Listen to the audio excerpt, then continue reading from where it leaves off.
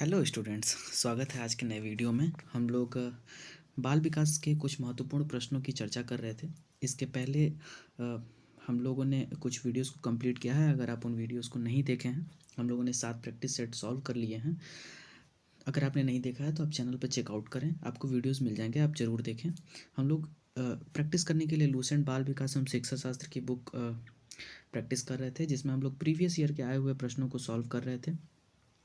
ये सारे किसी न किसी एग्ज़ाम में आए हुए, जैसे UP TET, super TET, C TET, इन सब में आए हुए प्रश्न हैं। हम इस वीडियो में प्रैक्टिस सेट नंबर 8 हम लोग करने जा रहे हैं। 25 प्रश्न इस वीडियो में होंगे। इसके पहले हम लोग जितने भी वीडियोस किए हैं उसमें हम लोग 100 प्रश्न लेके चलते थे। इसमें 25 प्रश्न इसलिए हैं क्योंकि ये चैप्टर के अंतिम प्रश्न हैं, इसलिए हमने इसको एक वीडियो में कवर करने की कोशिश की है। आइए वीडियो में आगे बढ़ते हैं, सवालों को देखते हैं। तो 100 क्वेश्चन इसके पहले वाले वीडियो में हमने कंप्लीट कर लिया था। इसके आगे 102वां प्रश्न है कि सभी के लिए विद्यालयों में सभी की शिक्षा निम्नलिखित में से किसके लिए प्रचार वाक्य हो सकता है। ठीक है, ऑप्शन है कि शक्ति संसिक्तशील शिक्षा, समावेशी शिक्षा, सहयोगात्मक शिक्षा या फिर पृथक शिक्षा। ठीक है, तो 102 का जो सबसे सटीक आंसर होगा वो होगा ऑप्शन नंबर बी, समावेशी शिक्षा। असल में हमारा चैप्टर ही समावेशी शिक्षा है, लेकिन अगर आप इस सेंटेंस को भी पढ़ेंगे तो उसका भी अर्थ सेम ही आएगा कि इसको समावेशी शिक्षा के लिए ही इसको हम रख सकते हैं, यानी कि इस वाक्य के लिए सही शब्द समावेशी शिक्षा ही होगा। 103 है। 103 प्रश्न आपसे पूछा है कि प्रवाहपूर्ण व्याख्या मौलिकता और लचीलापन डैश डैश के साथ संबंधित तत्व है। इसके साथ संबंधित तत्व कौन है? प्रतिभा, गुण, अपसारी चिंतन या फिर त्वरण। तो 103 का जो सबसे सटीक आंसर होगा वो हो जाएगा ऑप्शन नंबर ए, प्रतिभा। देखिए, आपसे कह रहा है कि प्रवाहपूर्ण व्याख्या, मौलिकता, लचीलापन, यानी कि ये सारी चीज़ें जिसके में है उसको आप क्या कह सकते हैं? उसको आप कह सकते हैं उसके अंदर प्रतिभा है। ठीक है, 104 प्रश्न आपसे पूछा है कि प्रतिभाशाली शिक्षार्थियों को डैश डैश से जुड़े प्रश्नों पर अधिक समय देने के लिए कहा जा सकता है। अगर कोई प्रतिभाशाली शिक्षार्थी है तो उसको किससे जुड़े प्रश्नों को अधिक समय देने के लिए कहा जा सकता है। ऑप्शन है स्मरण, समझ, सर्जन या फिर विश्लेषण। तो 104 का जो सही और सबसे सटीक आंसर है वो है ऑप्शन नंबर सी, सर्जन। अगर कोई प्रतिभाशाली शिक्षार्थी है तो उसको सर्जन से रिलेटेड जो प्रश्न हैं उनमें समय देने के लिए कहा जा सकता है, क्योंकि उसकी स्मरण, समझ और विश्लेषण की शक्ति तो सबसे ज़्यादा होगी। सर्जन की शक्ति में उसको हम और जो है कि समय देने के लिए कह सकते हैं, क्योंकि इसकी समझ उसको कम रहती है। 105वां प्रश्न आपसे पूछा है कि अध्यापक के दृष्टिकोण से प्रतिभाशीलता किसका संयोजन है। ठीक है, अगर आप एक अध्यापक हैं तो आपके दृष्टिकोण से प्रतिभाशीलता किसका किसका संयोजन हो सकता है। ठीक है, ऑप्शन है कि उच्च योग्यता, उच्च सृजनात्मकता और उच्च वचनबद्धता, या फिर ऑप्शन बी है कि उच्च प्रेरणा, उच्च वचनबद्धता या फिर उच्च क्षमता। आपको ध्यान रखना है कि संयोजन करना है, ठीक है ना, प्रतिभाशीलता का संयोजन करना है, यानी कि स्टेप में रखना है। उच्च योग्यता, उच्च क्षमता, उच्च वचनबद्धता, या फिर डी है कि उच्च क्षमता, उच्च सृजनात्मकता और उच्च स्मरण शक्ति। ठीक है, तो ध्यान देंगे कि इसका जो सबसे सटीक आंसर है वो है ऑप्शन नंबर ए। और ये क्यों है? क्योंकि आप ध्यान दीजिए कि अगर आपको प्रतिभाशीलता का संयोजन करना है तो पहले आप क्या देखेंगे? योग्यता, फिर देखेंगे उसकी सृजनात्मकता और अंत में आप देखेंगे उसकी वचनबद्धता, यानी कि वो कितना अपने काम के प्रति वचनबद्ध है। तो आप अगर एक अध्यापक हैं तो प्रतिभाशीलता को आप इस ऑर्डर में रख सकते हैं। नेक्स्ट क्वेश्चन 106 आपसे पूछ रहा है कि एनसीएफ 2005 के अनुसार गलतियां इस कारण महत्वपूर्ण होती हैं। किस कारण महत्वपूर्ण होती हैं? ऑप्शन ए है कि यह शिक्षा से कुछ बच्चों को हटाने के लिए आधा स्थान उपलब्ध कराती हैं। ऑप्शन बी है कि यह अध्यापकों को बच्चों को डांटने के लिए एक तरीका उपलब्ध कराती हैं। सी है कि यह बच्चे के विचार की अंतर्दृष्टि उपलब्ध कराती हैं तथा समाधानों को पहचानने में सहायता करती हैं। या फिर डी है कि यह विद्यार्थियों को उत्तीर्ण एवं अनुत्तीर्ण समूह में वर्गीकृत करने के लिए एक महत्वपूर्ण उदाहरण है। तो 106 का जो सबसे सटीक आंसर होगा वो होगा ऑप्शन नंबर सी, कि यह बच्चे के विचार की अंतर्दृष्टि उपलब्ध कराती हैं तथा समाधानों को पहचानने में सहायता करती हैं। ठीक है।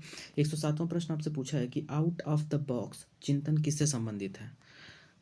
ऑप्शन है कि अनुकूल चिंतन, स्मृति आधारित चिंतन, अपसारी चिंतन या फिर अभिसारी चिंतन। तो आपसे प्रश्न पूछा है कि आउट ऑफ द बॉक्स चिंतन, यानी कि वो चिंतन जो कि आपके बॉक्स में नहीं है, आपके दिमाग में है ही नहीं, यानी कि कुछ ऐसी समस्या आ गई जिसका समाधान आपके दिमाग में नहीं है, तो इसी को कहते हैं, मतलब कि आउट ऑफ बॉक्स चिंतन आपको करना है। तो 107 का जो सबसे सटीक आंसर होगा वो हो जाएगा ऑप्शन नंबर सी। वो क्या है, अपसारी चिंतन कहलाता है, जिसको आउट ऑफ द बॉक्स चिंतन भी कहते हैं। इसको बहुत अच्छे से आप याद भी कर लीजिएगा। 108वां प्रश्न आपसे पूछा है कि वंचित समूह के विद्यार्थियों को सामान्य विद्यार्थियों के साथ साथ पढ़ाना चाहिए, इसका क्या अभिप्राय है। ठीक है ना। अगर वंचित समूह के विद्यार्थी हैं तो उनको सामान्य विद्यार्थियों के साथ साथ आपको पढ़ाना चाहिए, इसका क्या अर्थ है एक्चुअली में। ऑप्शन है समावेशी शिक्षा, विशेष शिक्षा, एकीकृत शिक्षा या फिर अपवर्जक शिक्षा। तो 108 का जो सबसे सटीक आंसर होगा वो होगा ऑप्शन नंबर ए, समावेशी शिक्षा। इस चैप्टर का नाम ही क्या है, समावेशी शिक्षा, और इसका अर्थ भी वही होता है। 109 प्रश्न आपसे पूछा है कि विकृत लिखावट से संबंधित लिखने की योग्यता में कमी किसका एक लक्षण है, यानी कि आपको लिखने में अगर दिक्कत है तो उसको आप क्या कहेंगे। ऑप्शन है डिस्ग्राफिया, डिस्प्रेक्सिया, डिस्कैलकुलिया या फिर डिसलेक्सिया। तो इस प्रश्न को हम लोग पिछले भी वीडियोज़ में हमने देखा था, और इसका जो सही आंसर हो जाएगा वो हो जाएगा option number A, dysgraphia. Dysgraphia मतलब जब आपको लिखने में दिक्कत होती है तो वहाँ पे डिस्ग्राफिया आपको हुआ है, आप डिस्ग्राफिया रोग से ग्रसित हैं।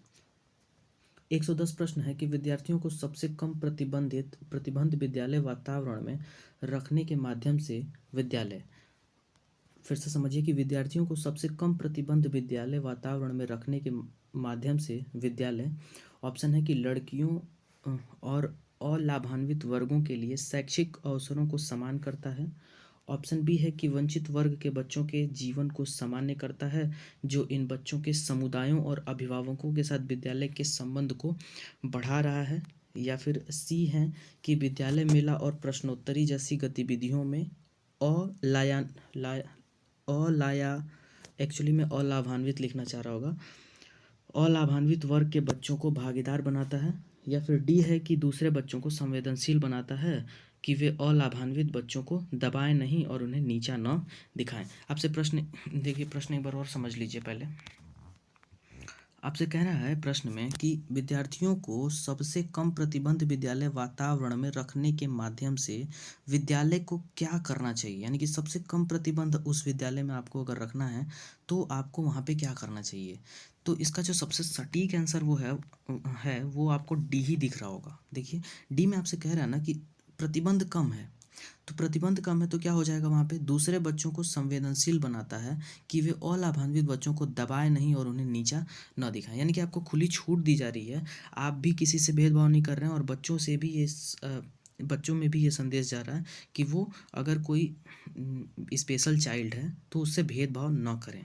ठीक है। 111वां प्रश्न आपसे पूछ रहा है कि एकाग्रता समय के साथ मेल बैठाने के लिए एक दत्त कार्य को पूरा करने के लिए आवंटित समय को घटाना और चरणबद्ध तरीके से इस एकाग्रता समय को बढ़ाना निम्नलिखित में से किस प्रकार के विकार से निपटने के लिए के सर्वाधिक उपयोगी है। प्रश्न एक बार और आप पढ़ लेंगे। ऑप्शन है कि अशांतकारी व्यवहार संबंधी विकार, डिस्फेजिया, संवेदी एकीकरण विकार, या फिर डी है कि एकाग्रता ह्रास अतिक्रियाशील विकार। तो 111 का जो सबसे सटीक आंसर है वो है ऑप्शन नंबर डी, एकाग्रता ह्रास अतिक्रियाशील विकार। प्रश्न भी वही चीज़ लिखा है कि अगर आपको क्या हो रहा है, एकाग्रता की कमी हो रही है। देखिए लिखा है कि एकाग्रता समय के साथ मेल बैठाने में अगर आपको क्या हो रहा है, देखिए यहाँ पे को घटाना और चरणबद्ध तरीके से इस एकाग्रता समय को बढ़ाना, यानी कि मान लीजिए आपका अवधान बहुत कम है, दत्त कार्य में आपकी एकाग्रता कम है, मैंने होमवर्क मिला है तो आप एकाग्र नहीं है, मन ही नहीं कर रहा करने का, तो यहाँ पे आपको हुआ क्या है, असल में हुआ है एकाग्रता ह्रास अतिक्रियाशील विकार, यही आपसे पूछा भी है। 112 प्रश्न है कि निम्नलिखित में से कौन सा उपागम अशांतकारी व्यवहार संबंधी विकार वाले बच्चों के साथ व्यवहार करने के लिए बच्चों को उसके आसपास के लोगों और सामाजिक संस्थाओं के साथ अंतःक्रिया करने का सुझाव देता है। ऑप्शन है मनोगत्यात्मक, पर्यावरणीय, जीव वैज्ञानिक या फिर व्यवहारवादी। ठीक है, इसका सबसे सही आंसर होगा वो हो जाएगा ऑप्शन नंबर बी, पर्यावरणीय। वही चीज़ आपसे पूछा होगा कि सामाजिक संस्थाओं के साथ अंतःक्रिया करने का सुझाव देता है। तो देखिए सामाजिक अंतःक्रिया का सुझाव कौन देगा? पर्यावरणीय देगा। ठीक है, ओके। सो नेक्स्ट क्वेश्चन है, क्वेश्चन नंबर 113 आपसे पूछा है कि रेंजुली प्रतिभाशाली की अपनी डैश डैश परिभाषा के लिए जाने जाते हैं। ये किसकी बात कर रहा है? रेंजुली, जो कि एक जो है कि मनोवैज्ञानिक हैं। प्रतिभाशाली की अपनी परिभाषा के लिए जाने जाते हैं। तो इन्होंने कौन सा परिभाषा दिया था? 4 पंक्तीय, 4 स्तरीय, त्रिवृत्तीय या फिर त्रिमुखीय? तो ध्यान रखेंगे कि जो रेनेजुली थे ये त्रिवृत्तीय परिभाषा के लिए जाने जाते हैं। ठीक है, तो ऑप्शन नंबर सी सही होगा।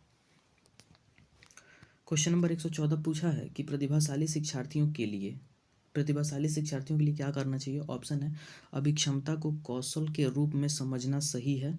ऑप्शन बी है प्रगति के निरीक्षण करने की आवश्यकता नहीं है। थोड़ा पढ़ते चलेंगे, आवश्यकता नहीं है। ऑप्शन सी है कि शिक्षक को अनुकूलन करना चाहिए जैसे शिक्षार्थी में बदलाव आता है। या फिर ऑप्शन डी है कि शिक्षक को पहल करनी चाहिए और समस्या समाधान में मुख्य भूमिका निभानी चाहिए। तो आपसे पूछा है कि प्रतिभाशाली शिक्षार्थी के लिए आपको क्या करना चाहिए। तो देखिए 114 का जो सबसे सही आंसर है वो है ऑप्शन नंबर सी, शिक्षक को अनुकूलन करना चाहिए जैसे शिक्षार्थी में बदलाव आता है। यानी कि अगर एक प्रतिभाशाली शिक्षार्थी है तो वो जाहिर सी बात है कि बहुत मेहनत कर रहा होगा। तो वो घर पे क्या कर रहा होगा? कॉन्सेप्ट्स को अपने खुद ही कर ले रहा होगा। ठीक है, तो उसके में परिवर्तन आएगा डे बाय डे। वो क्लासरूम में जाके वो आगे की चीज़ें ऑलरेडी पढ़ चुका है। तो अब शिक्षक होने के नाते आपको क्या करना चाहिए? तो शिक्षक को अनुकूलन करना चाहिए। भाई वो जिस प्रकार से समस्याओं को लेके आ रहा है, क्योंकि अब उसके कौशल बढ़ गए हैं, वो एक प्रतिभाशाली शिक्षार्थी है। तो जैसे शिक्षार्थी में बदलाव आता है वैसे आपको भी अनुकूलित हो जाना चाहिए। नेक्स्ट क्वेश्चन 115 आपसे पूछा है कि इनमें से कौन सी अधिगम अशक्तता वाले बच्चे की एक विशेषता है? मतलब कि बच्चे में क्या है? अधिगम अशक्तता है।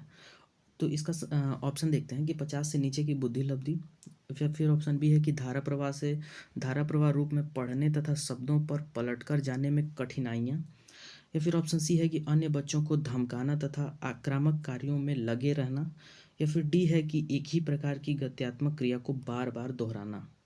ध्यान रखेंगे कि अधिगम अशक्तता इसमें से क्या है।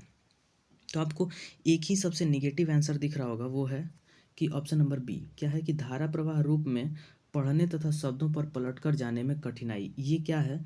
अधिगम अशक्तता है। ध्यान रखेंगे अधिगम की बात हो रही है, मतलब कि पढ़ने लिखने में ही उसको अशक्तता हो रही है और वो इसी ऑप्शन में हो रही है। ठीक है ना, क्योंकि आप देखेंगे तो देखिए अधिक 50 से नीचे की बुद्धि लब्धि तो जो होती है उनको अधिगम अशक्तता क्या है? इनको तो अधिगम दिया ही नहीं जा सकता है।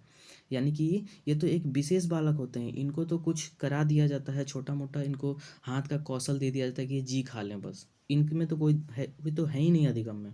सी में कह रहा है कि अन्य बच्चों को धमकाना तथा आक्रामक कार्यों में लगे रहना, तो ये जो है कि ये अपराधी प्रवृत्ति के बालक होते हैं, ये अधिगम अशक्तता वाले नहीं हैं। और डी है कि एक ही प्रकार की गत्यात्मक क्रिया को बार बार दोहराना, ये एक क्या होता है? ये एक प्रकार का रोग है। ठीक है ना, एक ही क्रिया को बार बार दोहराना, यह अधिगम अशक्तता नहीं है। तो इसका सबसे सही आंसर होगा वो होगा ऑप्शन नंबर बी। 116 प्रश्न आपसे पूछा है कि एक अध्यापिका समाज के वंचित वर्गों से आए बच्चों की आवश्यकताओं के प्रति प्रतिभाशाली तरीके से प्रतिक्रिया निम्नलिखित द्वारा कर सकती है। अब किसके द्वारा कर सकती है? ऑप्शन है कि अन्य बच्चों को वंचित वर्ग से आए बच्चों के साथ सहयोग करने के लिए कहना तथा विद्यालय के तरीकों को सीखने में उनकी सहायता करने के लिए कहना, या फिर ऑप्शन बी है कि वंचित वर्ग से आए बच्चों को विद्यालय के नियमों एवं अपेक्षाओं के प्रति संवेदनशील बनाना ताकि वे उनका अनुपालन करें, या फिर सी है कि विद्यालय व्यवस्था तथा स्वयं के उन तौर तरीकों के बारे में विचार करना जिनसे पक्षपात एवं रूढ़िबद्धताएं झलकती हैं, या फिर डी है कि इनमें से कोई नहीं। तो देखिए आप प्रश्न देखेंगे तो इसमें लिखा हुआ कि एक अध्यापिका क्या करिए, समाज के वंचित वर्ग से आए बच्चों के लिए आपको जो है कि कुछ प्रतिक्रिया देनी है। आप मतलब किस प्रकार से प्रतिक्रिया देंगे? तो 116 का जो सबसे सटीक आंसर आपको दिखेगा वो दिखेगा ऑप्शन नंबर सी, कि विद्यालयी व्यवस्था तथा स्वयं के उन तौर तरीकों के बारे में विचार करना जिससे पक्षपात एवं रूढ़िबद्धताएं झलकती हैं। देखो, अगर कोई विशेष प्रकार का लड़का है या फिर वंचित वर्ग से आता है, तो आप इन चीज़ों पर कार्य करेंगी कि आप पक्षपात नहीं करें, आप रूढ़िबद्धताओं में शामिल ना हो जाएं, कि रूढ़िबद्धता जो चली आ रही है कि ये हीन भावना के शिकार हो रहे थे लड़के, तो आप क्लासरूम में भी वही काम करें कि तुम वंचित वर्ग से आते हो या फिर तुम विशेष बालक हो। विशेष बालक का मतलब कि तुम अपंग हो, इस प्रकार की चीज़ें आप नहीं करेंगे। 117 प्रश्न आपसे पूछा है कि समावेशी शिक्षा के पीछे मूलाधार यह है कि, समावेशी शिक्षा के पीछे मूलाधार क्या है? ऑप्शन है कि समाज में विभिन्नता है, और ध्यान रखेंगे कि समावेशी शिक्षा जो है ना, उसका मूल आधार क्या है, आपसे ये पूछा है। ऑप्शन है कि समाज में विभिन्नता है और विद्यालयों को इस विभिन्नता के प्रति संवेदनशील होने के लिए समावेशी होने की आवश्यकता है। या फिर ऑप्शन बी है कि प्रत्येक बच्चे के निष्पादन के लिए मानक एक समान तथा मानकीकृत होने चाहिए। या फिर सी है कि हमें विशेष आवश्यकता वाले बच्चों के ऊपर दया करने की आवश्यकता है। या फिर ऑप्शन डी है कि विशेष आवश्यकता वाले बच्चों के लिए अलग विद्यालयों की व्यवस्था करना लागत प्रभावी है। तो देखिए, इसके पीछे मूलाधार क्या है, और इसका जो सबसे सटीक आंसर है वो है ऑप्शन नंबर ए। देखिए, आपसे ये पूछ रहा है ना कि समावेशी शिक्षा के पीछे ना एक्चुअली में आधार उसका क्या है, उसका मूल आधार क्या है। तो समाज में विभिन्नता है और विद्यालयों में इस विभिन्नता के प्रति संवेदनशील होने के लिए समावेशी होने की आवश्यकता है। ठीक है, जाहिर सी बात है कि समाज में विभिन्नता है, विभिन्न प्रकार के बच्चे हैं और उनको पढ़ाना है, जाहिर सी बात है सबको शिक्षित करना है, तो यही है समावेशी शिक्षा।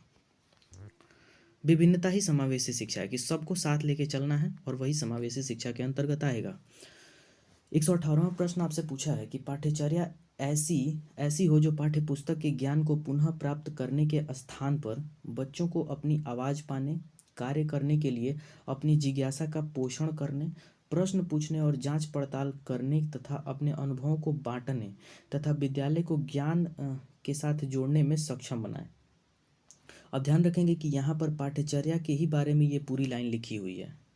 ठीक है ना, एक मिनट, ये जो लाइन है, ये पूरी 3 लाइन ये पाठ्यचर्या के बारे में लिखा हुआ है। अब आपसे प्रश्न पूछा है कि राष्ट्रीय पाठ्यचर्या रूपरेखा 2005 पृष्ठ संख्या 13, इस पृष्ठभूमि में एक शिक्षक की प्राथमिक भूमिका क्या होनी चाहिए। यानी कि पाठ्यचर्या के बारे में जो ये लाइन लिखा हुआ है, और ये पृष्ठ संख्या 13 से रिलेटेड क्वेश्चन है। आपको पूछ रहा है कि शिक्षक की प्राथमिक भूमिका होनी क्या चाहिए। ऑप्शन है कि बच्चों के अनुभवों को निरस्त कर पाठ्य पुस्तकों पर ध्यान केंद्रित करना, पाठ्यपुस्तक के अध्यायों को क्रमवार पूरा कराना, या फिर सी है कि यह सुनिश्चित करना कि शिक्षिका अच्छे प्रश्न पूछे और शिक्षार्थी अपनी उत्तर पुस्तिका में उत्तर लिखें। या फिर डी है कि बच्चों को उनकी अपनी समझ और अपने ज्ञान को साझा करने के पर्याप्त अवसर देना। ठीक है, अब देखिए, पाठ्यचर्या जो है उसका असल में अर्थ क्या है वही आपसे पूछ रहा है। ठीक है, तो 118 का जो सबसे सटीक आंसर होगा जो हो जाएगा वो हो जाएगा ऑप्शन नंबर डी ही होगा। अब देखिए क्यों, क्योंकि यहाँ पर लिखा हुआ है कि बच्चों को उनकी समझ और ज्ञान को साझा करने के पर्याप्त अवसर देना। देखिए, आपको पाठ्यचर्या पर ही नहीं ध्यान देना है। देखिए, एक तो खैर बन गया, एक बुक है जिसमें कुछ करिकुलम दिए हुए हैं, आपके स्कूल के रूल रेगुलेशन है, लेकिन अंत में आपको सुनना तो बच्चों का है। सुनना बच्चों का इसलिए है क्योंकि बच्चों का ही सृजनात्मक जो है कि आप सृजनात्मकता में ही आप उनके सहयोग दे रहे हैं। तो कहने का सेंस है कि बच्चे अपनी समझ को किस दिशा में लेके जा रहे हैं, आपको इसका बिल्कुल ध्यान देना होगा। ठीक है, 119 प्रश्न आपसे पूछ रहा है कि अधिगम अशक्तता वाले, मतलब अधिगम अशक्तता जो बालक है जिनमें वाले, वो क्या करते हैं। ऑप्शन है कि बच्चे दृश्य शब्दों, साइट वर्ड्स को आसानी से पहचानते हैं और समझते हैं। ध्यान रखेंगे अधिगम अशक्तता है उनमें। बी है कि बच्चों का मानसिक विकास मंद होता है। या फिर सी है कि बच्चे निम्न बुद्धि लब्धि वाले होते हैं। या फिर डी है कि बच्चों को एक समान दिखाई देने वाले अक्षरों और वर्णों में भ्रम होता है। ठीक है, तो देखिए 119 का जो सबसे सही आंसर दिख रहा है वो हमें ऑप्शन नंबर डी दिख रहा है। अधिगम अशक्तता वाले जो बच्चे होते हैं उनको क्या होता है ना, एक समान दिखाई देने वाले अक्षरों और वर्णों में भ्रम होता है। जैसे हमने देखा था कुछ बच्चे सा को क्या पढ़ लेते हैं, वाज पढ़ लेते हैं। तो इस प्रकार का जो होता है, लाइक देखिए ये यस यहाँ है ना, उसको वो अंत में लेके चला गया, डब्लू को पहले लेके आ गया। तो इस प्रकार ही जो होता है उनको अधिगम अशक्तता हम कहते हैं। ठीक है।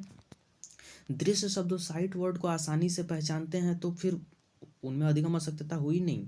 बच्चों का मानसिक विकास मंद होता है, ये अधिगम अशक्तता का रीज़न नहीं है। मानसिक विकास मंद है, वो उनका आनुवंशिक कारण है।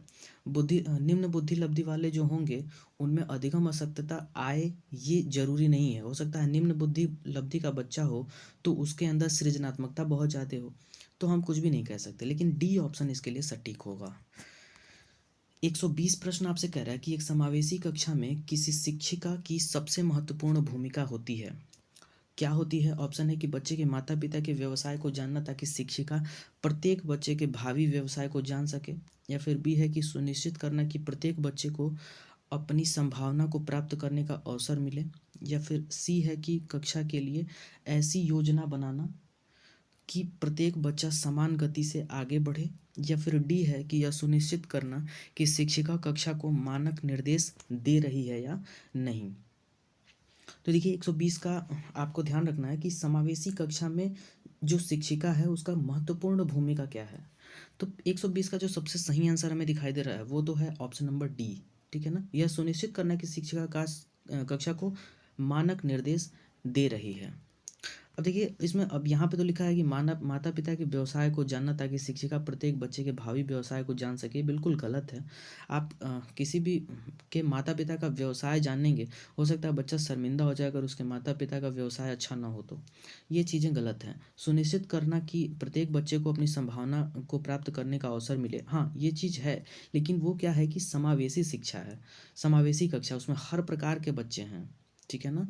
तो यहाँ पर संभावना को प्राप्त करने का नहीं, आपको तो पहले तो इक्वल करना है, यानी कि कुछ ऐसे बच्चे हैं जो काफ़ी पीछे हैं, उनको आपको साथ में लेके आना है। तो संभावना तो अभी उनके अंदर है ही नहीं, कुछ प्रत्याशा नहीं है उनके अंदर अभी। या फिर सी, ऐसे करके सी ऑप्शन भी आपसे वही कह रहा है कि कक्षा में ऐसी योजना बनाना कि प्रत्येक बच्चा समान गति से आगे बढ़े। हाँ ये चीज़ है, लेकिन सबसे महत्वपूर्ण जो है वो है ऑप्शन नंबर डी, क्योंकि इसमें ना सारे फैक्टर आ जाएंगे, इसमें सब कुछ सम्मिलित है। कह रहा है कि सुनिश्चित करना कि शिक्षिका कक्षा को मानक निर्देश दे रही है कि नहीं, यानी कि उसमें सब कुछ आ गया, इसलिए सबसे सटीक आंसर डी बन जाएगा। 121 प्रश्न आपसे पूछा है कि निम्नलिखित में से कौन सा भूलने का कारण नहीं है। आपको ध्यान रखना है कि भूलने का कारण नहीं है, यहाँ पर लिखा हुआ है। ऑप्शन है कि मानसिक द्वंद्व, पुनरावृत्ति का अभाव, सीखने की मात्रा, या फिर शिक्षक की योग्यता। अब देखिए भूलने का कारण नहीं है, ध्यान रखेंगे, तो भूलने का जो कारण नहीं है वो शिक्षक की योग्यता है। भाई शिक्षक की योग्यता से भूलने का तो कोई कनेक्शन है ही नहीं। हाँ मानसिक द्वंद्व है तो आप भूल सकते हैं, मानसिक द्वंद्व तो भूल सकते हैं। सीखने की मात्रा में कमी है तब भी भूल सकते हैं, या फिर सीखने की मात्रा में ज़्यादा है तब भी भूल सकते हैं। भाई बहुत ज़्यादा पढ़ लेते हैं तो पिछला भूल नहीं जाता है, तो वही चीज़ है। और पुनरावृत्ति का अभाव, जाहिर सी बात है कि आप किसी चीज़ की पुनरावृत्ति माने उसको रिकॉल नहीं कर पा रहे हैं।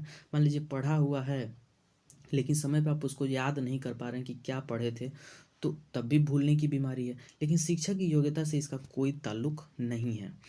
122वां प्रश्न आपसे पूछ रहा है कि निम्नलिखित में से कौन सा कथन समावेशन का अच्छा वर्णन करता है।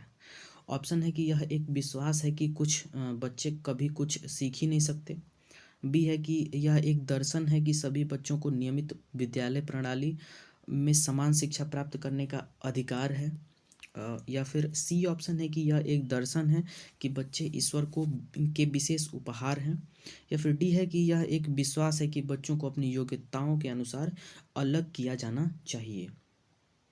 तो देखिए 122 का जो सबसे सही आंसर होगा वो होगा ऑप्शन नंबर बी। ठीक बात है। देखिए क्या ऑप्शन नंबर बी है, क्योंकि समावेशन का सबसे अच्छा वर्णन आपको कौन करके दे रहा है, ऑप्शन बी। यह एक दर्शन है कि बच्चों को नियमित विद्यालय प्रणाली में समान शिक्षा प्राप्त करने का अवसर अधिकार है, मतलब अवसर है या फिर अधिकार है। ओके सो 123 है। 123वां प्रश्न आपसे पूछ रहा है कि वंचित वर्ग की पृष्ठभूमि के बच्चों को शिक्षा प्रदान करने के लिए शिक्षक को चाहिए कि, अगर कोई बच्चा वंचित वर्ग से आता है और उसको अगर शिक्षा प्रदान करना है तो शिक्षक को क्या चाहिए? ऑप्शन है कि उनके बारे में अधिक जानकारी जुटाने का प्रयास करें और उन्हें कक्षा में होने वाली चर्चा में शामिल करें।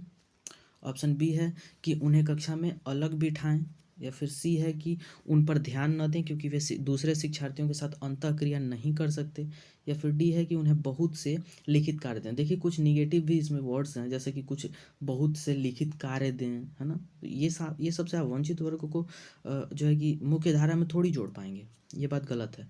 अच्छा, उन पर ध्यान न दें, यहाँ पे सीधे ध्यान न दें लिखा है, तो ये तो कहीं से भी सही नहीं है एक शिक्षक के लिए। और उन्हें अलग बिठाएं, ये भी एक कहीं ना कहीं निगेटिव वर्ड है, निगेटिव सेंटेंस है। अलग बिठाने से उनके अंदर और भी मानसिक द्वंद्व हो जाएगा, उनके अंदर और भी कुंठा की भावना होगी।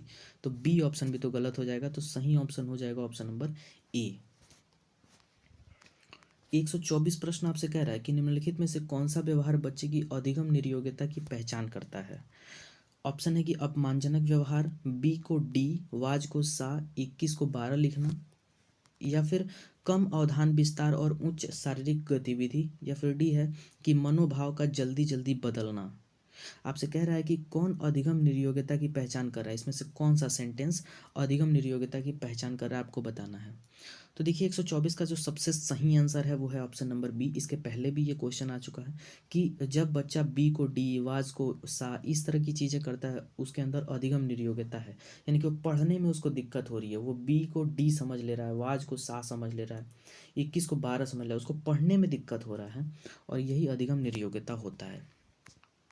125 प्रश्न आपसे कह रहा है कि एक बच्चा जो आंशिक रूप से देख सकता है, ऑप्शन है कि उसे शिक्षा नहीं देनी चाहिए क्योंकि वह उसके लिए किसी काम नहीं आएगी, बी है कि उसे अलग संस्थान में डालने की आवश्यकता है, सी है कि विशेष प्रावधान करते हुए उसे नियमित विद्यालय में रखना चाहिए, या फिर डी है कि बिना किसी प्रवेश प्रावधान के उसे नियमित विद्यालय में डालना चाहिए।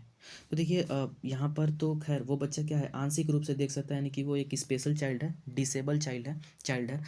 तो उसके लिए आपको क्या करना चाहिए, आपको क्या करना चाहिए? तो देखिए 125 का सबसे सही आंसर जो होगा और सबसे सटीक वो होगा ऑप्शन सी, विशेष प्रावधान करते हुए उसे नियमित विद्यालय में रखना चाहिए। देखिए अगर इस प्रकार के कोई चाइल्ड हैं तो उनको जो इनका स्पेशल स्कूल है वहीं आपको डालना चाहिए, ठीक है। माफ़ करेंगे, विशेष प्रावधान करते हुए उसे नियमित विद्यालय में ही, स्पेशल स्कूल नहीं। वो अगर पूरी तरह ब्लाइंड है तब तो आप इसको इसके स्पेशल स्कूल में भेजेंगे, लेकिन आंशिक रूप से लाइक लाइक बहुत सारे बच्चे हमारे साथ भी, हम लोग के साथ भी पढ़ते हैं जो आंशिक रूप से देख पाते हैं, जिन्हें चश्मा लगाए बिना नहीं दिखता, तो उन्हें हम क्या करते हैं, नियमित विद्यालय में ही रखते हैं, लेकिन विशेष प्रावधान करते हुए, मतलब उनको उनको ध्यान में रखते हुए कि वो बच्चा थोड़ा कम देखता है, तो इस चीज़ का प्रावधान करते हुए हमें उन्हें नियमित विद्यालय, यानी कि जो हमारा रेगुलर क्लासरूम है वहाँ पढ़ाना चाहिए। 126 प्रश्न आपसे पूछा है कि मानसिक विद्यालय की कक्षा में शिक्षिका के पास एक बधिर बच्चा है, उसके लिए यह महत्वपूर्ण है कि, क्या महत्वपूर्ण है? ऑप्शन है कि विद्यालय सलाहकार से कहे कि वे बच्चे के अभिभावकों से बात करें तथा उन्हें अपने बच्चे को विद्यालय से हटाने के लिए कहे। ऑप्शन बी है कि वह बच्चों को उस स्थान पर बैठाए जहां से शिक्षिका के होंठ तथा चेहरे के भाव साफ तौर पर देख सकें। सी है कि उसके प्रति संकेत करें जिसे वह बच्चा बार बार नहीं कर पा रहा है, या फिर डी कि बच्चे को डांट फटकार कर उसे अलग स्थान पर बैठाए और ताकि वह बधिर केंद्र में प्रवेश ले ले। तो देखिए यहाँ पर तो ये कोई सेंस ही नहीं दे रहा है कि डांट फटकार कर आप उसे अलग स्थान पर बैठाएंगे तो वो जाके बधिर केंद्र में प्रवेश ले लेगा। आपने तो और उसके जो है कि इमोशंस पे अटैक कर दिया है ना, उसको डांट फटकार दिया, अब तो वो और भी पढ़ने से डरेगा, तो ये गलत है। अच्छा, उसके प्रति संकेत करें जिसे बच्चा बार बार नहीं कर पा रहा है। अच्छा, तो इसका जो देखिए सबसे सही आंसर होगा वो हो जाएगा ऑप्शन नंबर सी। माफ़ करेंगे, एक option number B, option C भी यहाँ पर नहीं सटीक है, ऑप्शन बी ज़्यादा सही है कि वह बच्चे को उस स्थान पर बैठाएं जहाँ से शिक्षिका के होठ तथा चेहरे के भाव साफ तौर पर देख सके, ठीक है ना। क्या हो रहा है ना कि एक बधिर बच्चा है, यानी कि जो बोल नहीं सकता, तो ध्यान रखेंगे कि शिक्षिका के अगर वो होठ, या फिर शिक्षक है शिक्षिका है, उनके होठ और चेहरे को वो देखे तो हाव भाव उनका वो पढ़ सकता है। देखिए वो बधिर बच्चा है, बोल नहीं सकता, ठीक है। तो वो क्या कर सकता है कि बोल नहीं सकता लेकिन देख तो सकता है, तो देख सकता है तो क्या हो जाए, अच्छा बधिर है तो भाई बोल भी नहीं सकता और हो सकता है कि सुन भी नहीं सकता हो, ठीक है, ये दोनों प्रकार के बधिर हो सकते हैं, लेकिन वो देख सकता है तो वो होठों के हाव भाव और उनके चेहरे के एक्सप्रेशन को देख के पढ़ सकता है। इसलिए जो सबसे सही आंसर होगा वो होगा ऑप्शन नंबर बी। 127 प्रश्न आपसे पूछा है कि एक शिक्षक समाज के वंचित वर्ग के बच्चों की आवश्यकताओं को प्रभावपूर्ण तरीके से पूरी कर सकता है।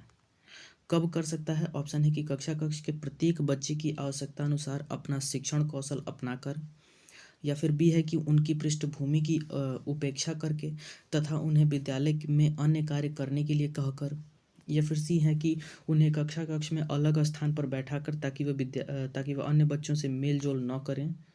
ठीक है। या फिर डी है कि अन्य बच्चों को वंचित पृष्ठभूमि वाले बच्चों के प्रति सहानुभूतिपूर्ण व्यवहार करने के लिए कहकर।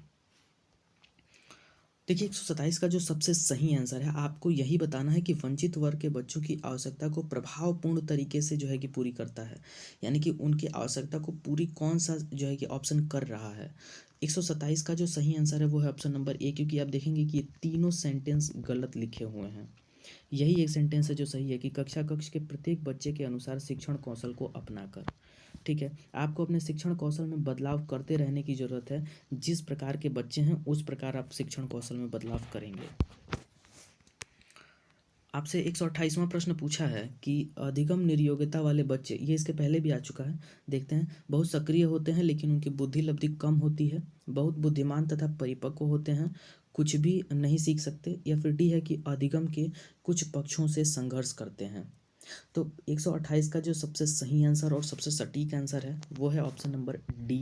अधिगम के कुछ पक्षों में से क्या करते हैं? संघर्ष करते हैं ये अधिगम निर्योग्यता वाले बालक। ठीक है, बुद्धि लब्धि कम दूसरा मैटर है, पर बुद्धिमान तथा परिपक्वता का संबंध अधिगम से कहीं से भी नहीं है, और कुछ भी नहीं सीख सकते ये हम नहीं कह सकते, क्योंकि बच्चे बहुत सारी चीज़ें हैं जो सीख भी सकते हैं। 129 प्रश्न आपसे क्या कह रहा है? 129 प्रश्न देख लेते हैं। हाँ, 129 प्रश्न लिखा है कि शिक्षक बच्चों के सृजनात्मक विचारों के लिए प्रोत्साहित कर सकता है। क्या कर सकता है? उन्हें बहुविकल्पी प्रश्न देकर, उन्हें समस्या समाधान के लिए विभिन्न तरीकों से सोचने के लिए कहकर, उन्हें उत्तर कंठस्थ करने के लिए कहकर, या फिर उनसे प्रत्यास्मरण आधारित प्रश्न पूछकर। ध्यान रखेंगे कि सृजनात्मक विचारों को कैसे प्रोत्साहित किया जा सकता है एक शिक्षक के द्वारा।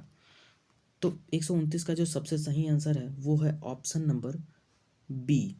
देखेंगे कि उन्हें समस्या समाधान के लिए विभिन्न तरीकों से सोचने के लिए कहकर आप क्या कर सकते हैं? उनके सृजनात्मक विचारों को बाहर ला सकते हैं। विभिन्न तरीकों से सोचने का मतलब कि जैसे मान लीजिए कि उससे कह दिया जाए कि अपने आसपास के पर्यावरण का आप वर्णन करिए, तो बच्चा बहुत विभिन्न तरीके से वर्णन करेगा। सारे बच्चे अलग अलग प्रकार से वर्णन करेंगे। एक ही बच्चा बहुत तरीके से अपने गाँव के बारे में, आसपास के पशु, पेड़ पौधे, पक्षियों के बारे में, इन सब चीज़ों के बारे में वो क्या करेगा? अपनी सृजनात्मकता का वर्णन करेगा सृजनात्मक तरीके से। ठीक है, तो ये ऑप्शन बी सही होगा। और 130वां प्रश्न देखते हैं, जो कि आज का सबसे अंतिम प्रश्न होगा और इस चैप्टर का सबसे अंतिम प्रश्न होगा। क्वेश्चन है कि विशेष आवश्यकताओं वाले बच्चों से व्यवहार करने के लिए निम्नलिखित दार्शनिक दृष्टिकोण में से किसका अनुसरण किया जाना चाहिए? ऑप्शन है कि उन्हें समावेशी शिक्षा का और नियमित विद्यालयों में अध्ययन करने का अधिकार प्राप्त है, बी है कि उन्हें किसी प्रकार की शिक्षा की आवश्यकता ही नहीं होती, या फिर सी है कि उन्हें पृथक करके उनकी शिक्षा किसी भिन्न शैक्षिक संस्थाओं में होनी चाहिए, या फिर डी है कि उन्हें केवल व्यावसायिक प्रशिक्षण दिया जाना चाहिए।